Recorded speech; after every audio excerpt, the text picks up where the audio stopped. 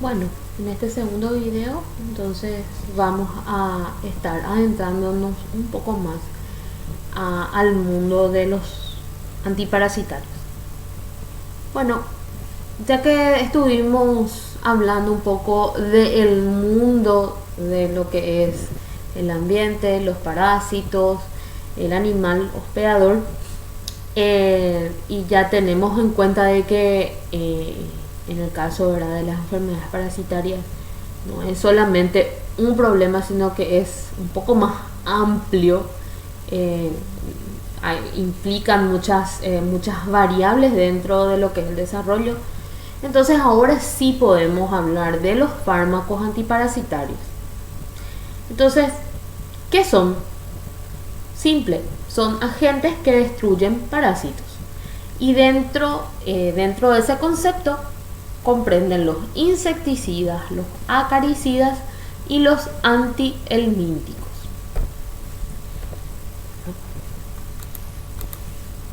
La capacidad de un fármaco antiparasitario depende de su eficacia para reducir la carga parasitaria, especialmente de las formas inmaduras, también de su amplitud, su espectro terapéutico, la seguridad, la facilidad de administración y costo y liberación tisular de residuos problemáticos y el desarrollo de resistencias.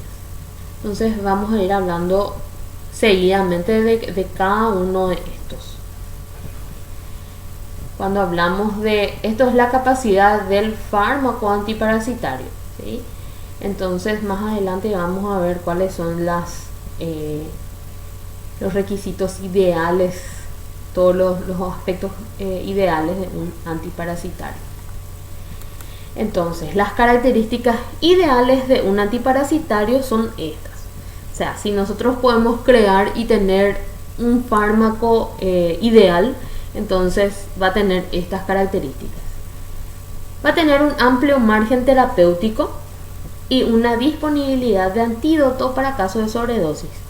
Cuando hablamos de amplitud del margen terapéutico, recordemos que estamos hablando de la relación entre dosis terapéutica y dosis tóxica. O sea que entre la dosis mínima terapéutica, entre la dosis terapéutica y lo que es la dosis tóxica, entonces hay un amplio margen. Entonces a eso se le llama entonces que tenga un amplio margen terapéutico. Aparte de tener un amplio margen terapéutico, también tiene un antídoto, ¿sí? Entonces en casos de que haya sobredosis, que haya algún tipo de accidentes o que el animal tenga algún caso de hipersensibilidad, entonces tiene un antídoto. Eso es ideal, o sea, es lo que nosotros queremos de un antiparasitario. También sería ideal que tenga un efecto potente y también que sea rápido, ¿sí? Recordemos que cuando hablamos de potencia, estamos hablando del efecto máximo que nosotros esperamos con respecto a una dosis, ¿sí? Generalmente decimos que con pequeñas dosis ya tenemos el máximo efecto deseado y ahí decimos que un fármaco es potente. Otro punto es de que el efecto residual bien definido y de preferencia prolongado, ¿sí? ¿Cuál es el efecto residual? Una vez que el fármaco ya no está circulando, ya no está en concentraciones plasmáticas elevadas y a lo mejor no está más ni siquiera en forma de residuo dentro del organismo, igual sigue teniendo efectos. Eso es entonces efecto residual. Y de preferencia prolongado, baja toxicidad y también queremos que tenga una razón costo-beneficio favorable. También esperamos, esto ya dijimos anteriormente, que tenga un amplio espectro antiparasitario, o sea, ¿qué es lo que queremos? Que abarque a lo que son antihelmínticos, ácaros, insectos inclusive, que tengan un amplio espectro. Baja incidencia y gravedad de problemas causados por residuos en productos de origen animal. ¿Por qué queremos? Porque esto está dentro de nuestra lista de deseos. Porque hay fármacos que son súper buenos, pero dejan residuos en productos de origen animal y eso no es muy deseable. Por lo que es que si es en tejido animal, entonces los animales casi siempre son para consumo. Entonces se quiere evitar entonces los residuos en productos animales.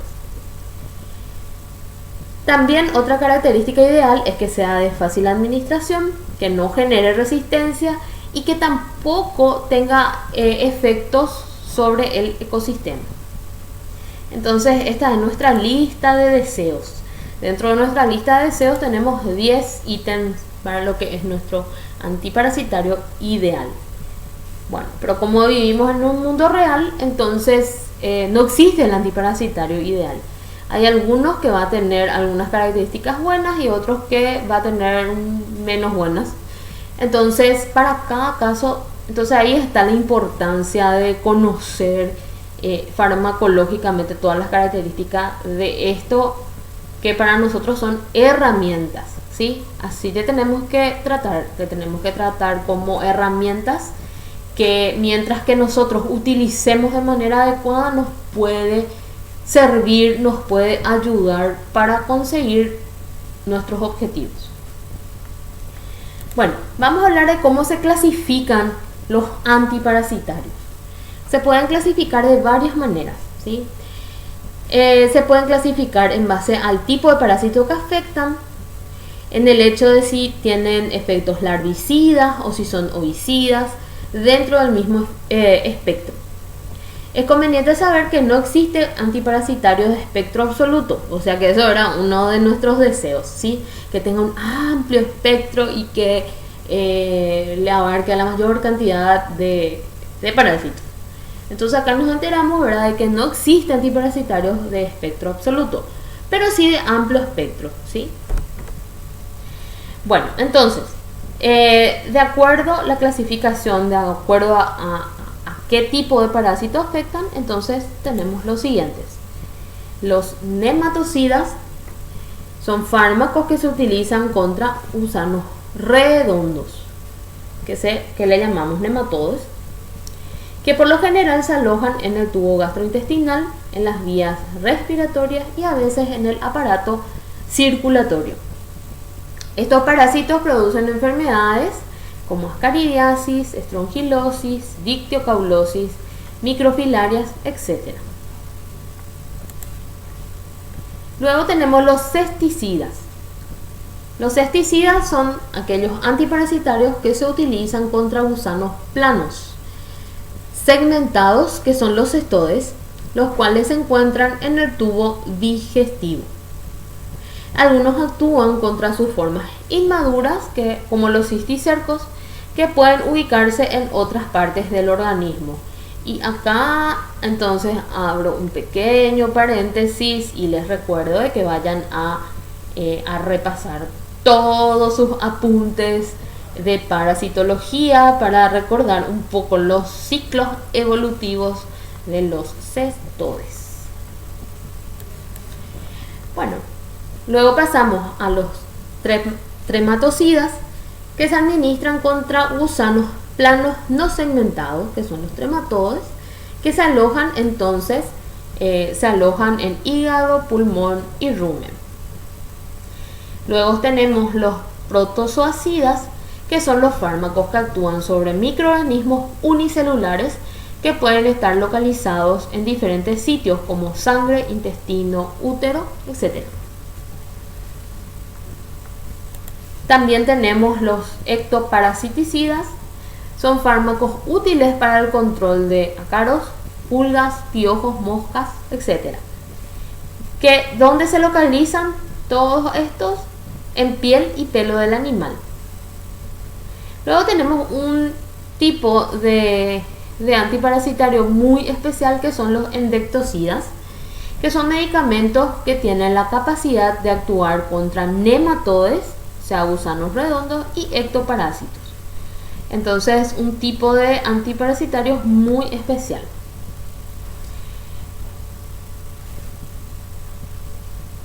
Bueno, entonces hablamos entonces seguidamente de los mecanismos generales de acción de estos antiparasitarios. ¿Cómo actúan estos antiparasitarios? Entonces vamos a conocer entonces los principales mecanismos de acción. Ojo con eso, principales mecanismos de acción. Bueno, los antihelmínticos deben ser selectivamente tóxicos para el parásito. ¿Qué significa eso? Significa que el antiparasitario tiene que matar al parásito y no tener ningún efecto sobre el hospedador, ¿sí? Por eso dice que es selectivamente tóxico para el parásito. Esto se consigue generalmente inhibiendo procesos metabólicos vitales para el parásito, pero que no lo sean o que no existan en el hospedador, o gracias a propiedades farmacocinéticas inherentes al compuesto que hagan que el parásito quede expuesto a unas concentraciones mayores del antihelmíntico que a las células del huésped. Los helmintos parásitos deben mantener un lugar de alimentación apropiado. Los nematodos y los trematodos necesitan ingerir activamente y desplazar alimento a través de su tracto digestivo para conservar un estado energético adecuado. Entonces, este hecho y los procesos de reproducción precisan una coordinación neuromuscular apropiada. Bueno, acá hay que decir algo muy importante, como ayuda a memoria. Como ayuda a memoria tenemos que pensar un poco en qué necesita un parásito para vivir tranquilo y feliz, ¿sí? O sea, vamos a pensar en el bienestar de un parásito. ¿Qué tiene que tener un parásito para llevar una vida feliz? Bueno, vamos a pensar. Tiene que tener un lugar donde vivir, tiene que tener comida y tiene que tener espacio, ¿sí? Un espacio en donde está alojado para poder también reproducirse, ¿sí? Entonces, eso es todo lo que necesita un parásito. Entonces, si nosotros queremos eliminarle para poder controlar la carga, entonces vamos a atacar justamente en esos puntos, ¿sí? Entonces, ya que necesita un lugar en donde alojarse, entonces vamos a atacar eso. Entonces vamos a atacar su coordinación neuromuscular. Necesita comer, entonces vamos a atacar entonces sus formas de alimentación, ¿sí? Vamos a evitar que pueda comer o que coma fármaco, ¿sí? Que absorba fármaco. Y entonces vamos a ir atacando, vamos a atacar su reproducción también. Entonces vamos a ir atacando los puntos claves para la vida de un parásito.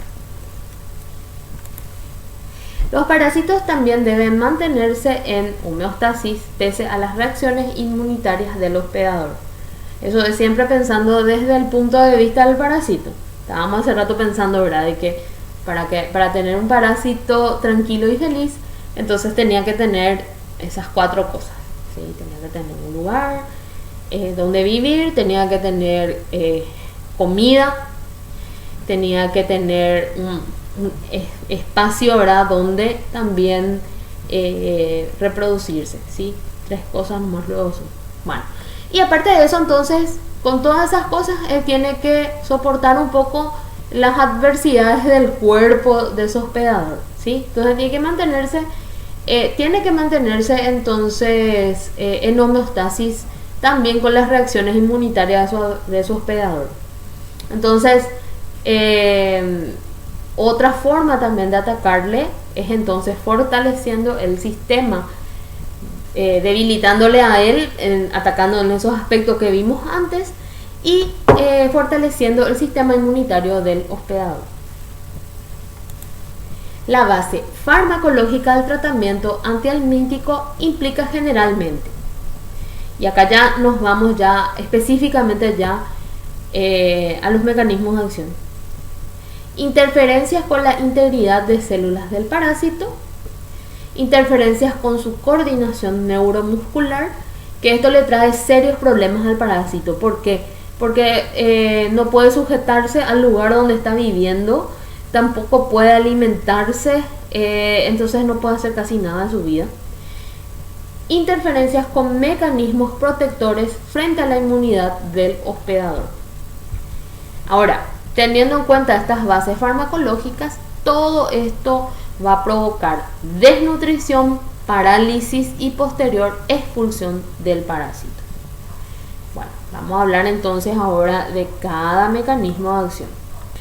Bueno, ahora vamos a hablar entonces de cada uno de los puntos de las bases farmacológicas. El primer punto dijimos que era entonces interferir con lo que es la integridad celular del parásito. Bueno, bajo esta base farmacológica entonces vamos a encontrar varios mecanismos de acción para interferir en lo que es la integridad celular. Bueno, el primero de ellos, ¿cómo podemos un mecanismo para interferir sobre la integridad celular? Es inhibiendo la polimerización de la tubulina. Entonces este es un mecanismo de acción que tiene este fin, ¿sí? Bueno, entonces tenemos que acordarnos de lo que es la tubulina. La tubulina es una proteína que forma parte de lo que es la formación de los microtúbulos, ¿sí? Y los microtúbulos son muy importantes en lo que es la división celular. La división celular de los parásitos, obviamente también de animales superiores, pero en este caso entonces estamos hablando de la tubulina parasitaria, ¿sí? Bueno, que específicamente se llama beta tubulina, se llama. Bueno, entonces ¿qué pasa? Bueno, la tubulina entonces entra en la conformación de lo que dentro de lo que son los microtúbulos, y estos microtúbulos entonces van a tener un papel fundamental en lo que es la división celular. Bueno, entonces dice, la polimerización de la tubulina es justamente este proceso en donde se ensamblan todos las tubulinas, ¿verdad? Sería como pequeños ladrillos que con el cemento entonces se van juntando. Bueno, a eso entonces le vamos a llamar entonces polimerización. Bueno, entonces ¿qué es lo que hace? Entonces al inhibir entonces la polimerización de la tubulina, entonces ¿cuál es el resultado final? El resultado final va a ser de que estos microtúbulos entonces no van a estar bien conformados. Entonces va a tener efectos sobre lo que es la conformación entonces del citoesqueleto del parásito. Por ende ya afecta la integridad celular. Bueno, ¿quiénes tienen este mecanismo de acción? Los antiparasitarios que tienen este mecanismo de acción son los benzoimidazoles y los probenzoimidazoles. Este prefijo pro ya les da, les tiene que prender la lamparita de que es un profármaco, ¿sí? O sea que estos probenzoimidazoles al administrarse a los animales, entonces está de una forma inactiva. Entonces por eso dice que se metabolizan in vivo en benzoimidazoles activos, ¿sí? Entonces estos probenzoimidazoles son una forma entonces de profármaco. Luego de la metabolización entonces se convierten en benzoimidazoles activos y actúan así de la misma manera, tanto los benzoimidazoles que desde un comienzo son activos como los profármacos. Bueno, otros mecanismos para cumplir el objetivo de interferir con la integridad celular del parásito son los desacopladores de la fosforilación oxidativa, Ahí tenemos estos representantes que actúan de esa manera, los salicilanilidas y los fenoles sustituidos. También los inhibidores de enzimas de la vía glucolítica del parásito, que es el clursulón. Bueno, otro objetivo es interferir en la coordinación neuromuscular. Se puede interferir con este proceso inhibiendo la degradación de neurotransmisores o bien imitando o potenciando los efectos de estos mismos neurotransmisores. El resultado que buscamos es de que justamente interferir en esta coordinación neuromuscular, pero el resultado es que el parásito se paraliza. La parálisis espástica y flacidez del helminto intestinal permite que la acción peristáltica normal del hospedador le expulse. Bueno, entonces, ¿cómo llegamos a cumplir entonces ese objetivo de interferir con la coordinación neuromuscular? Hay varios caminos. Uno de los caminos tenemos inhibir la colinesterasa del parásito, ¿sí? Bueno, vamos a hablar un poquitito de esto, ¿verdad? ¿Qué es la colinesterasa? La colinesterasa es una enzima, ¿sí? ¿Y qué es lo que hace la colinesterasa? Normalmente lo que hace la colinesterasa es, una vez que la acetilcolina se unió de manera reversible con su receptor, ya cumplió ya su propósito, entonces viene la enzima, la colinesterasa, y entonces separa al neurotransmisor de su receptor, ¿sí? De esa manera, entonces, el neurotransmisor pasa una información y luego ya se ven separados. ¿Por qué? Por la acción de la colinesterasa, de la enzima. Bueno, entonces, ahora decimos, entonces, los inhibidores de la colinesterasa, ¿qué es lo que hacen? Estos antiparasitarios se unen a la colinesterasa, que es la enzima que, recuerden, separaba al neurotransmisor acetilcolina de su receptor, ¿sí? La sinapsis. Bueno, entonces, al estar ocupado con el fármaco, ¿verdad?, esta acetilcolinesterasa, entonces el neurotransmisor acetilcolina se queda unido, siempre transmitiendo la misma información, entonces, a su receptor. Entonces eso es lo que va a provocar la parálisis. Bueno, entonces acá vemos inhibición de la acetilcolinesterasa, entonces hace que aumente la acetilcolina, ¿sí? Y hay una pérdida de coordinación muscular y eso va a dar entonces convulsiones, tetania, muerte para el parásito siempre. Ojo con eso. Bueno, ¿quiénes actúan bajo este mecanismo de acción? Todos los órganos fosforados. Y esto que nosotros vemos acá son algunos nombres de algunos órganos fosforados que seguramente a algunos les suena conocido. Son muy utilizados: el triclorfon, el diclorbos, el cumafos. Hay varios acá que son bastante utilizados. Bueno, otros mecanismos son los agonistas colinérgicos.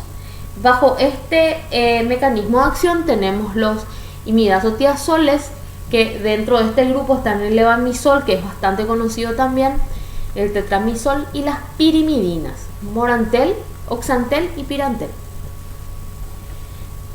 También se puede conseguir entonces afectar la coordinación neuromuscular mediante una hiperpolarización muscular. La piperacina actúa de esta manera. La potenciación de los transmisores inhibidores.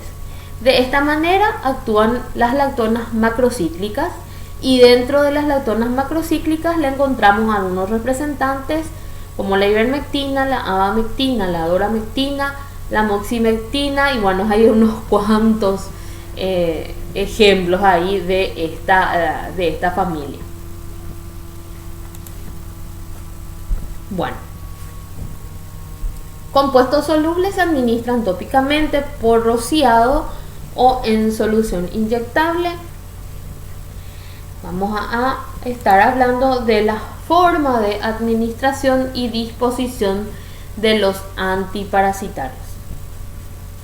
Entonces tenemos compuestos para purgas y en pasta, que muchos antihelmínticos están disponibles en forma de suspensión, ¿sí?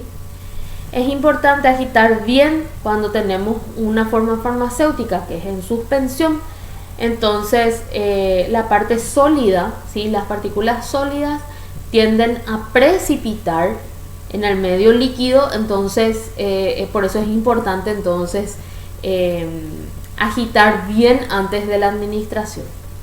Para el caso de quino se presentan jeringas para administración oral en base de parafina y la pasta se deposita directamente en la lengua.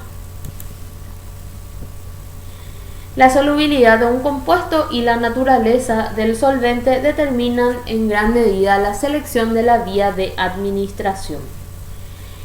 Los antihelmínticos insolubles por lo general deben administrarse por vía oral en forma de suspensión, que estuvimos hablando antes, pastas o gránulos. Ahora, en cuanto a los compuestos inyectables, algunos antihelmínticos solubles o antihelmínticos preparados para comportarse como una solución acuosa se encuentran disponibles entonces en forma de preparados inyectables. En algunos casos la vía de administración puede alterar la eficacia, su espectro o ambos. Estos casos entonces todo lo que tenga que ver con farmacocinética, entonces cuando vamos a hablar de cada grupo de antiparasitarios, entonces vamos a ir haciendo las acotaciones farmacocinéticas. En ocasiones pueden aparecer reacciones leves en el lugar de aplicación. Preparaciones tópicas. Generalmente esto es muy utilizado para el caso de aplicación de antiparasitarios externos. El fármaco está contenido en un líquido o excipiente que se absorbe bien a través de la piel tras la aplicación. Y también hay compuestos de liberación mantenida. Bueno, acá hay un tema muy interesante que vamos a hablar ahora, que son los periodos de supresión. La mayoría de los antihelmínticos precisan periodos de supresión, o sea que eso significa que cuando hablamos de periodo de supresión, hablamos de desde la última aplicación del antiparasitario, cuánto tiempo tenemos que esperar para consumir o la leche o en todo caso para llevar a faena a los animales, ¿sí? Cuando hablamos de eso, de ese tiempo de espera, entonces estamos hablando de periodo de supresión. La mayoría de los antihelmínticos precisan periodo de supresión si la leche o la carne de los animales tratados se destina a consumo humano. De acá que muchísimo ojo de todo lo que vamos a hablar en farmacocinética, ¿sí? ¿Por qué? Porque en farmacocinética hablamos de lo que es la distribución, hablamos de lo que es el metabolismo, la excreción, vemos las vías por las cuales se va excretando los fármacos. Entonces ahí justamente nos vamos a ir enterando cuáles son los antiparasitarios que se excretan en leche, cuáles son los representantes que se utilizan para el caso de vacas lecheras. Entonces todo eso, entonces mucho ojo. Un ejemplo, el fenbendazol, el oxpendazol y el albendazol se absorben más lentamente y se excretan durante un periodo más prolongado. Entonces su periodo de supresión son de 8 a 14 días antes de sacrificar al animal para consumo. Y si hablamos de animales que para producción de leche, entonces el tiempo de supresión es de 3 a 5 días antes de ordeñar leche para consumo humano. Bueno, esto es con respecto al periodo de supresión. A lo que va muy de la mano con el periodo de la supresión y la existencia de residuos es la unión a proteínas plasmáticas. El closantel, el nitroxinilo y la brotianina están unidos más frecuentemente a las proteínas plasmáticas. y por consiguiente permanecen en la sangre durante más tiempo. Ojo con esto, esto nosotros ya hablamos ya en algún momento. Hablamos cuando hablamos de farmacodinámica, mencionábamos que la fracción del fármaco que va unido a proteínas plasmáticas es una fracción que circula por la, o sea, valga la redundancia, entonces está paseándose por el torrente sanguíneo, ¿sí? Si quiere salir del continente sanguíneo, ir a ejercer su acción, entonces tiene que desprenderse de su proteína plasmática. Entonces, si un fármaco de por sí tiene unión a proteínas plasmáticas elevadas, entonces su tiempo de permanencia va a ser mayor. Entonces, la permanencia mayor también se asocia con una actividad mayor contra trematodos hepáticos inmaduros, y el periodo de supresión previo al matadero es de 21 a 30 días para el caso de closantel, comparados con los 7 a 14 días para la oxicloracinida. Bueno, entonces, ¿qué es lo que qué es lo que hay que tener en cuenta acá en este caso? Lo que hay que tener en cuenta entonces, el fármaco que nosotros vamos a utilizar, tenemos que estar conscientes de qué queremos nosotros, cuál es nuestro objetivo con ese fármaco. Si nuestro objetivo es que se permanezca mucho tiempo, porque todavía no vamos a llevar a faena, entonces es de que actúe por más tiempo, ¿sí?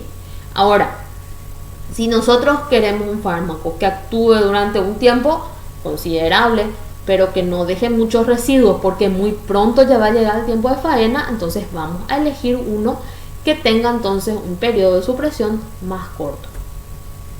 Entonces, estos datos de unión a proteínas plasmáticas, entonces es para saber elegir entonces para saber elegir el fármaco que vamos a utilizar para cada ocasión. El levamisol y el morantel se excretan rápidamente y los periodos de supresión para carne son breves. En cuanto a la leche, suelen ser innecesarios o muy cortos. Entonces esto es un ok para utilización en vacas lecheras. Acá la estrella de las lactonas. La ivermectina y la doramectina se excretan en la leche.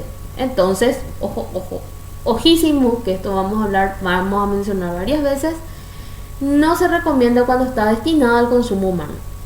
Presentan un periodo de supresión importante antes del sacrificio, 35 días, por ejemplo, y variable en función a las formulaciones y las reglamentaciones locales. Esto es muy importante porque cada país tiene la reglamentación de los límites de residuos. Entonces, por eso es muy importante. La estructura química de la lactona macrocíclica se puede manipular para cambiar los coeficientes de partición en leche del vacuno lactante.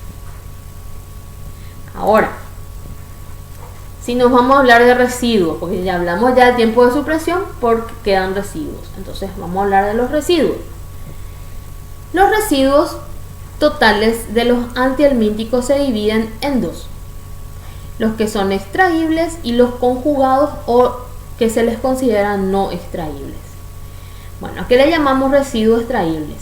Son la fracción que engloba todos los compuestos y metabolitos libres o unidos débilmente a los tejidos. Y los conjugados o no extraíbles no se pueden extraer fácilmente con solventes. Entonces, dentro de esto, los residuos extraíbles son los que constituyen un riesgo de toxicidad. Los inconvenientes de los residuos extraíbles se relacionan con propiedades tóxicas del grupo farmacológico. Vieron ustedes que siempre cuando nosotros analizamos un fármaco siempre hay lo que son efectos adversos, efectos tóxicos. Bueno, en este caso entonces muchos de esos residuos extraíbles son los que justamente son responsables de las propiedades tóxicas.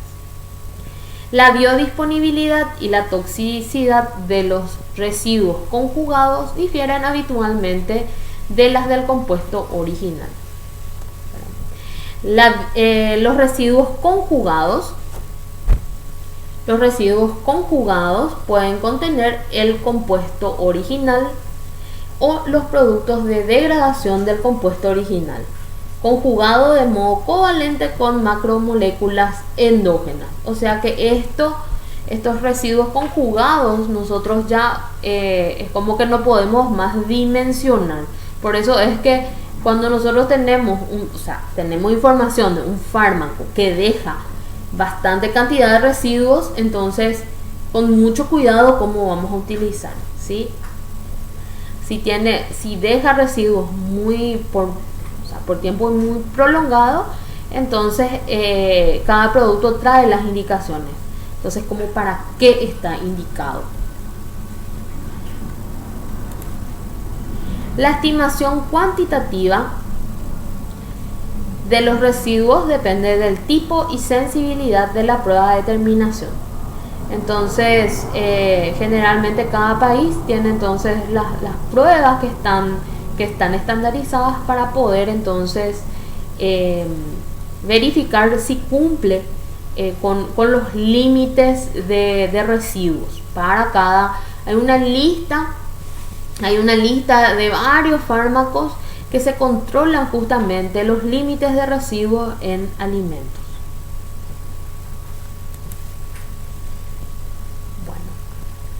Luego, otro tema que tenemos son los márgenes de seguridad. La mayoría de los antihelmínticos modernos tienen márgenes de seguridad muy amplios.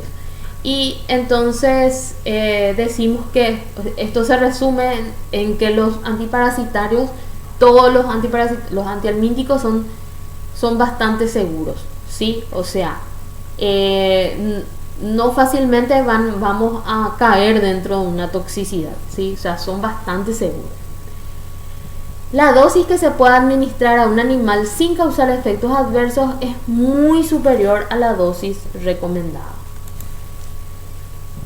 El amplio margen de seguridad de los benzoimidazoles se debe a una mayor afinidad selectiva por la beta-tubulina, que eso estuvimos hablando reciencito, parasitaria que por la tubulina de tejidos de mamíferos. La toxicidad al levamisol en el animal hospedador es en gran parte por una extensión del efecto antiparasitario, es decir, que lo que va a ocasionar el levamisol dentro del parásito serían los mismos síntomas, o sea, lo que nosotros vamos a ver en una toxicidad por levamisol van a ser los mismos síntomas que el levamisol justamente causan el parásito. Síntomas de tipo colinérgico: salivación, temblores musculares, ataxia, incontinencia urinaria, defecación y colapso. Estos son los síntomas de toxicidad entonces por levamisol. Bueno, y por último tenemos lo que es la resistencia a los antiparasitarios. Recordemos que todo fármaco es una herramienta que tenemos que conocer para que, utilizado adecuadamente, entonces nos pueda ayudar a cumplir nuestro objetivo. ¿Por qué digo esto? Porque si nosotros no utilizamos adecuadamente y entonces caemos en usos indiscriminados, entonces nos encontramos precisamente con la resistencia. Entonces por eso hablamos de eso. La resistencia se entiende como quimioresistencia al desarrollo de una condición en una población de insectos y otros artrópodos que les permite tolerar dosis de fármacos que serían letales para la mayoría de los individuos de una población normal de la misma especie. La resistencia constituye un mecanismo defensivo evolutivo del parásito. O sea que la resistencia es un fenómeno normal, entre comillas, ¿sí? ¿Por qué? Porque si es que el parásito se ve en peligro, obviamente se va a querer defender.